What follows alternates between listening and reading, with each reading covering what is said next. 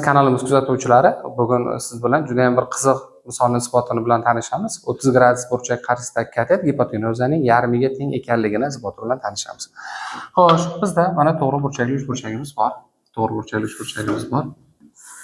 Xo'sh, bu burchagimiz 90 gradus, burchagimiz 30 gradus, mana bu 60 gradus. Demak, bu A bo'ladigan bo'lsa, bu 2A ekanligini isbotlashimiz kerak. Bunisi A ilzosi 3 albatta. Xo'sh, buni isbotini sinuslar teoremasi yoki sinus kosinusni aralashtirmasida isbotlashimiz kerak.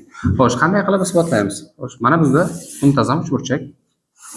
Muntazam uchburchak tomonlari A ga teng bo'lgan uchburchak. Bu tomoni ham A ga teng bo'lgan uchburchak. Bu muntazam uchburchagimizdan asosiga balandlik, mediana, bissektrisa uchalasi bitta vazifani bajaradi. Xo'sh, tushiramiz. Balandlik yoki mediana yoki bissektrisa. Mana burchagimiz muntazam uchburchakda burchaklar 60 gradusdan bo'ladi. Demak, bu burchagimiz 30 gradus, bu burchagimiz 30 gradus va mana burchagimiz bo'ladi 60 gradus. Burchagimiz ham bo'ladi 60 gradus bo'lar ekan.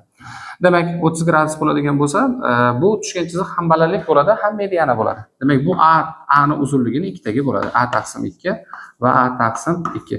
Shundan kelib chiqadi, 30 gradus qarshisidagi katet gipotenuzaning yarmiga teng ekanligi.